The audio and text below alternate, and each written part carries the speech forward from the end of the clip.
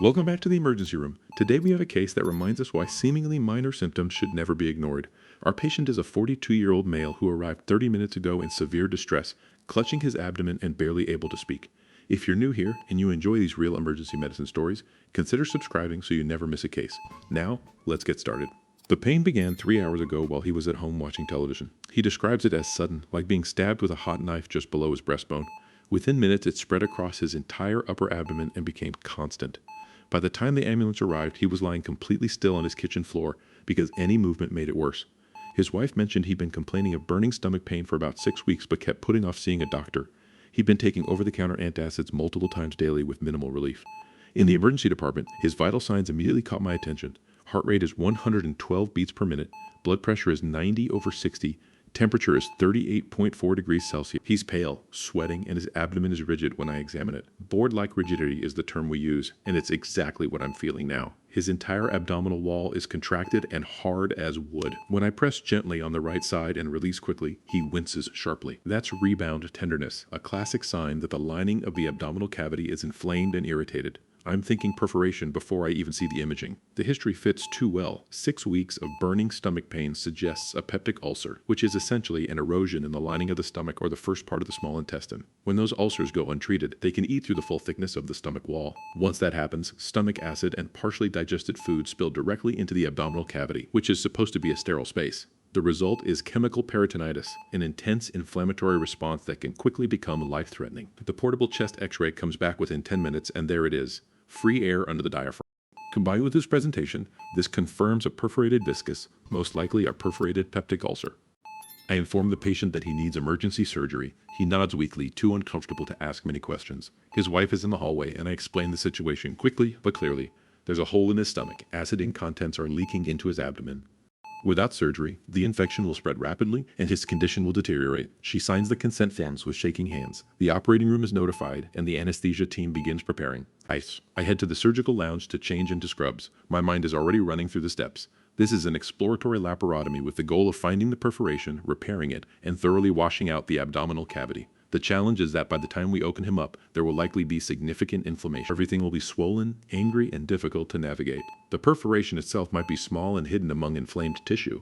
In the operating room, the anesthesiologist is at the head of the table, adjusting monitors and preparing induction medications. The patient is transferred onto the operating table, positioned supine with his arms extended on arm boards. The room is cooler than usual, which helps keep everyone alert during long cases. The scrub nurse, Maria, is setting up the instrument trays. I can hear the rhythmic clink of metal as she organizes clamps, retractors, and sutures. The anesthesiologist administers the induction agents, and within seconds, the patient is unconscious. A breathing tube is inserted, and the ventilator takes over, delivering controlled breaths. The monitors display his heart rate, blood pressure, oxygen saturation, and end-tidal carbon dioxide. His heart rate is still elevated at 108, and his blood pressure is holding at 95/60 with the help of intravenous fluids running wide open. I scrub at the sink outside the operating room for 3 minutes, using a brush and antimicrobial soap, paying attention to the spaces between my fingers and under my nails. The routine is calming in its own way. I dry my hands with a sterile towel and back into the operating room, where Maria holds open a sterile gown. I slide my arms into the sleeves, and she ties it from behind. Gloves come next, snug and slightly restrictive, but necessary. The surgical tech has already prepped the patient's abdomen with antiseptic solution. The skin is stained a deep orange-brown from the iodine-based prep. Sterile drapes are placed around the surgical field, leaving only a rectangular window of exposed skin from just below the rib cage to the pubic area. Everything else is covered in blue surgical drapes, creating a controlled, sterile environment. I take my position on the patient's right side. The assistant surgeon stands across from me. Maria is to my right, with the instrument table within easy reach.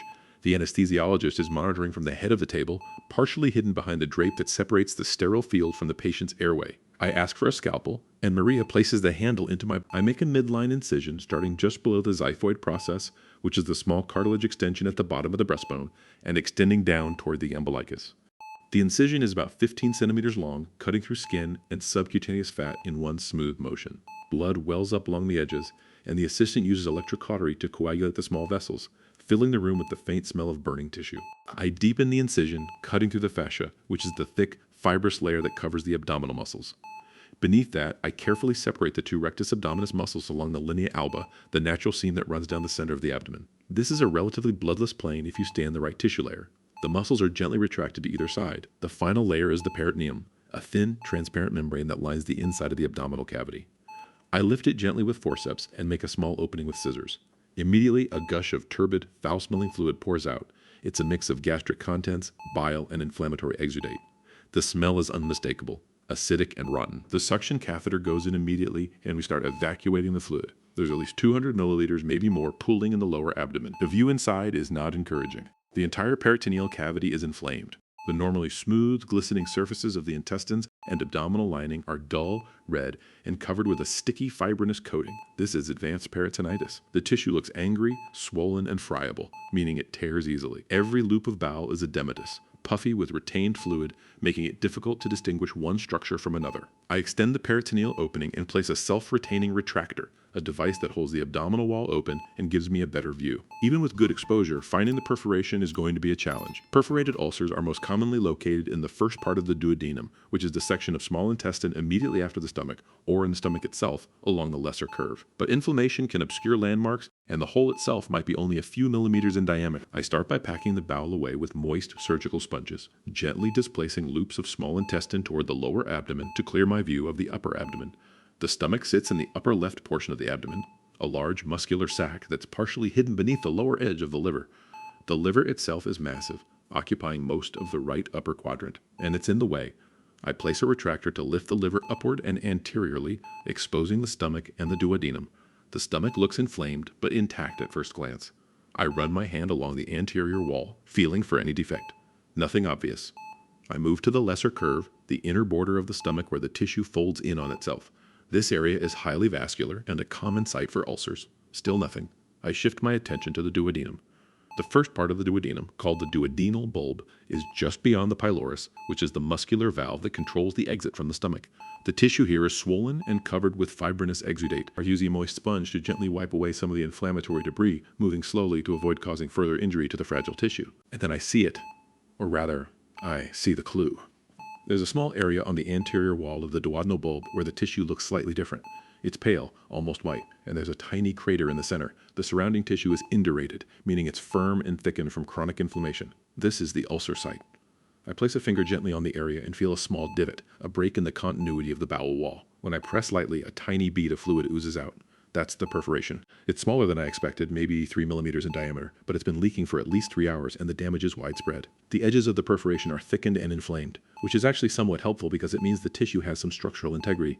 In acute perforations, the edges can be paper thin and nearly impossible to suture without tearing through. I need to close this hole and reinforce it to prevent it from leaking again. The standard technique is called a Graham patch, named after the surgeon who popularized it. The idea is to plug the perforation with a piece of omentum, which is a fatty apron-like structure that hangs down from the stomach and drapes over the intestines. The omentum has a rich blood supply and natural adhesive properties, making it ideal for patching holes in the gastrointestinal tract. I ask Maria for a suture, and she hands me a needle driver loaded with a braided absorbable suture. I mobilize a piece of omentum, gently pulling it up toward the perforation site. The omentum is pliable and yellow, speckled with tiny blood vessels. I place the first suture through the edge of the perforation, then pass the needle through the omentum, and then back through the opposite edge of the perforation. The goal is to create a seal by pulling the omentum down over the hole and securing it in place with interrupted sutures. I place 3 sutures in total, spaced evenly around the perforation. Each time I tie the knot, I watch carefully to ensure the tissue isn't tearing and that the omentum is sitting snugly over the defect. The assistant holds the tissue steady while I work. The perforation is no longer visible, covered now by a thick plug of omentum. I test the repair by gently pressing around the area. No fluid leaks out. The seal appears to be holding, but closing the perforation is only half the battle. The abdominal cavity is contaminated with gastric contents and inflammatory fluid, and if we don't clean it thoroughly, the patient will develop an abscess or sepsis. Irrigation and debridement are critical at this point. I begin by suctioning out the remaining free fluid. The suction catheter snakes through the spaces between loops of bowel, pulling out turbid liquid. The sound is constant, a wet slurping that continues for several minutes. Once the bulk of the fluid is removed, I start irrigating with warm, sterile saline. We use liters of it. I pour saline into the upper abdomen, let it pool around the liver and stomach, and then suction it out. Then I move to the lower abdomen, flooding the pelvis and suctioning again. The goal is to dilute and wash away bacteria, bile, and digestive enzymes. The assistant helps by lifting loops of bowel so I can irrigate the spaces between them. We work methodically, section by section, ensuring no pocket of fluid is left behind. The saline that comes back in the suction initially is dark and murky, but after several rounds of irrigation, it starts to run clearer.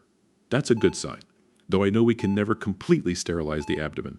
Some contamination will remain, and the patient's immune system will have to handle the rest. I also inspect the rest of the abdominal organs while I'm in here. The liver looks healthy, smooth and dark brown.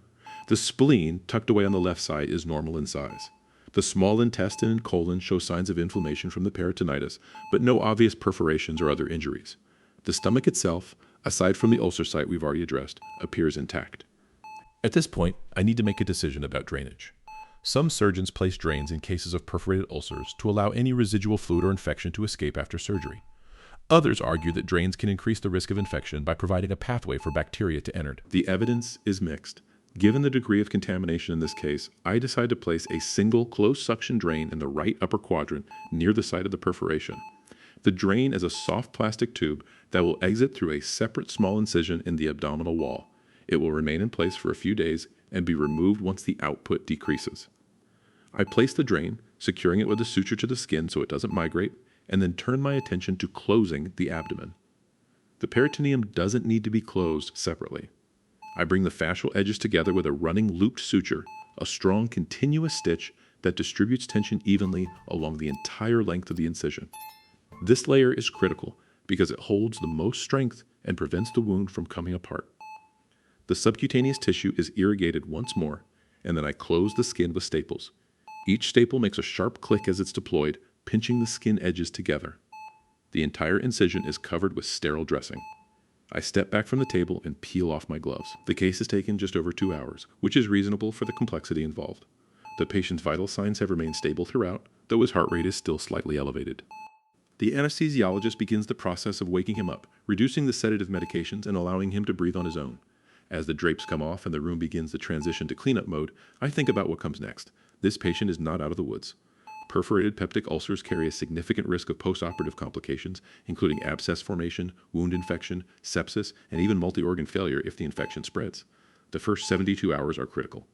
He'll be monitored closely in the intensive care unit, receiving intravenous antibiotics, fluids, and nutritional support. But there's also the question of why this happened in the first place. Peptic ulcers are most commonly caused by infection with Helicobacter pylori, a type of bacteria that damages the stomach lining, or by chronic use of nonsteroidal anti-inflammatory drugs like ibuprofen. Both are treatable. Once the patient recovers from surgery, he'll need testing for H. pylori and, if positive, a course of antibiotics to eradicate the infections. If he's been using NSAIDs regularly, he'll need counseling on safer pain management strategies. The patient is transferred to the recovery area, still intubated and sedated. The breathing tube will be removed once he's more awake and able to protect his airway. I write post-operative orders specifying pain management, antibiotic regimen, fluid replacement, and monitoring parameters. I also order a nasogastric tube to be placed, a thin tube that goes through the nose into the stomach to decompress it and prevent pressure from building up at the repair site. I take a moment to speak with his wife in the waiting area. I explain that the surgery went as expected, that we found the perforation, repaired it, and cleaned out the infection. I'm honest about the road ahead. He's stable now, but recovery will take time. He'll likely be in the hospital for at least a week, possibly longer if complications arise. She nods, visibly relieved but still worried. She thanks me, and I reassure her that he's in good hands. In the surgical lounge, I change out of my scrubs and sit down for a moment. My shoulders are tight from standing in one position for 2 hours. I grab a cup of water and think through the case again, mentally reviewing each step to see if there's anything I would have done differently. The perforation was difficult to locate, but we found it.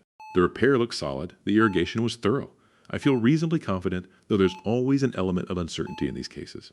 The challenge with perforated ulcers is that the inflammation can be so extensive that even after repairing the obvious defect, there's a risk of missing something or of the tissue breaking down again in the early postoperative period.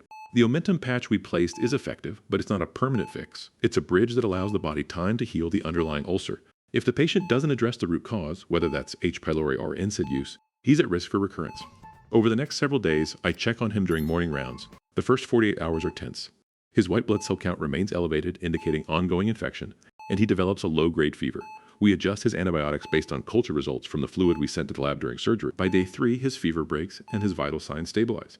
The drain output decreases from bloody, murky fluid to a clearer serosanguinous discharge, which is a good sign.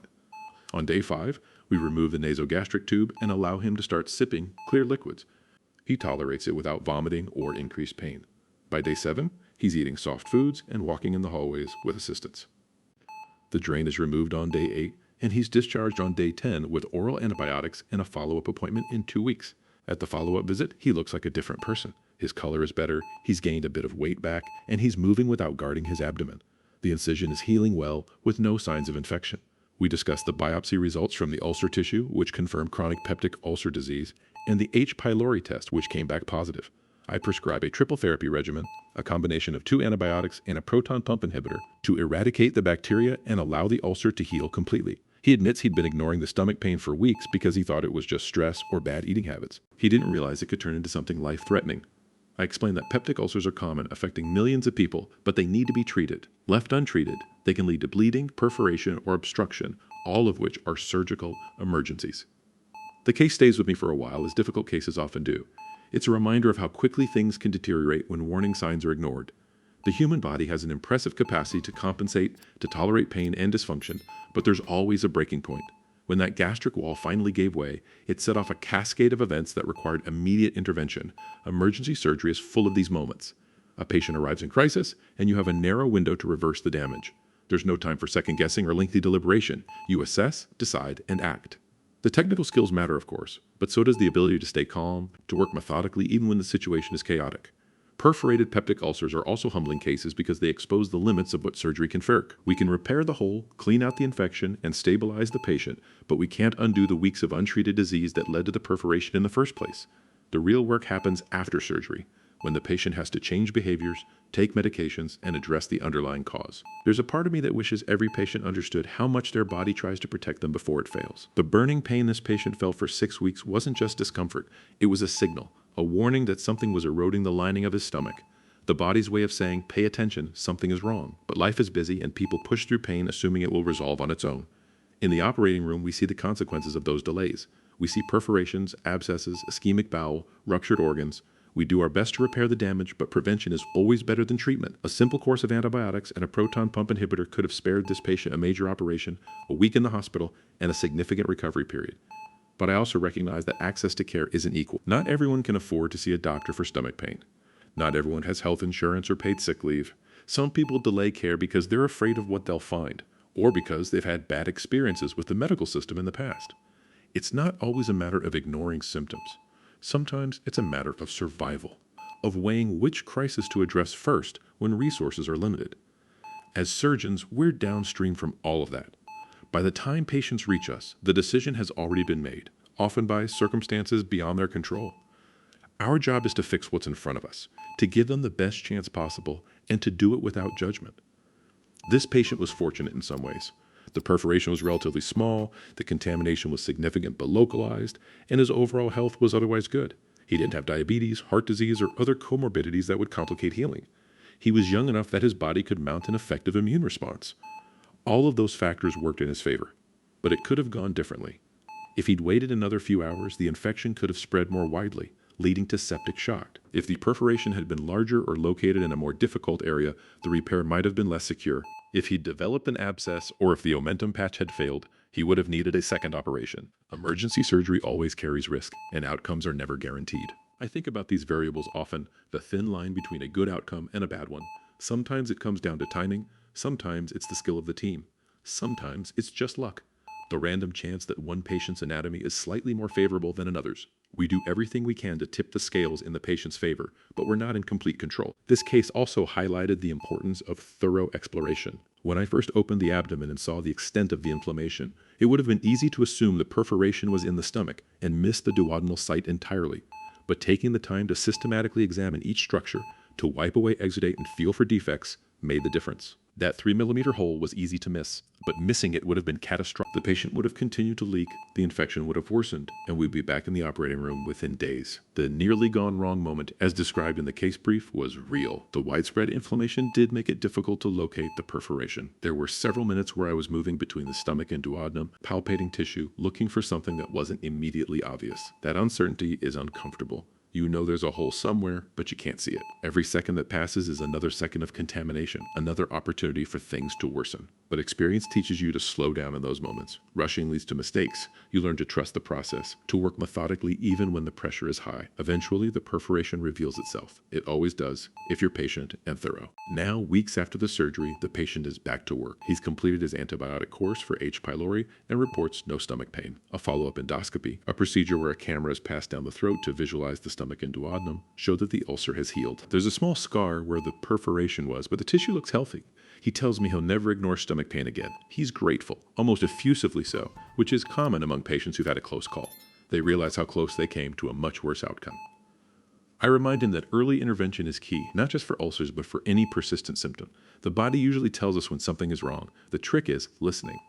Reflecting on the case now, I'm reminded why I went into surgery.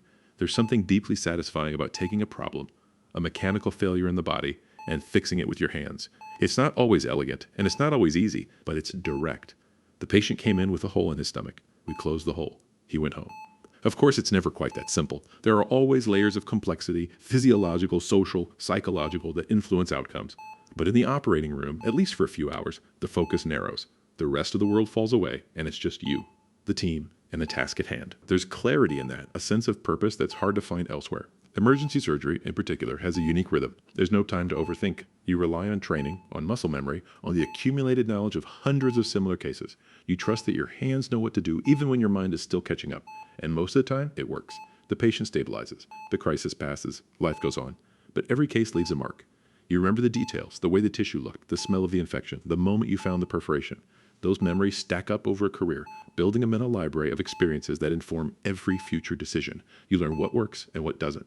You learn when to be aggressive and when to be conservative. You learn to read the subtle cues that signal trouble before it becomes obvious. This patient's case will stay in that library. It was a straightforward perforated ulcer in many ways, but it was also a reminder of how quickly things can escalate and how important it is to stay vigilant. The inflammation was extensive, the perforation was small, and the outcome depended on careful technique and thorough irrigation. In the end, surgery is as much about judgment as it is about technical skill. Knowing when to operate, how to approach the problem, and when to be patient versus when to act decisively. Those are the lessons that take years to learn and that distinguish experienced surgeons from novices. I'm glad this patient did well. He came in on the edge of disaster and walked out with a second chance. Not every case ends that way, but this one did, and that's worth acknowledging. It's why we do this work, for the moments when everything aligns and the patient gets better. The operating room is quiet now, reset and ready for the next case. The instruments are sterilized, the drapes are folded, and the team has moved on. But somewhere in this hospital, there's another patient with another emergency, and soon enough, we'll be back.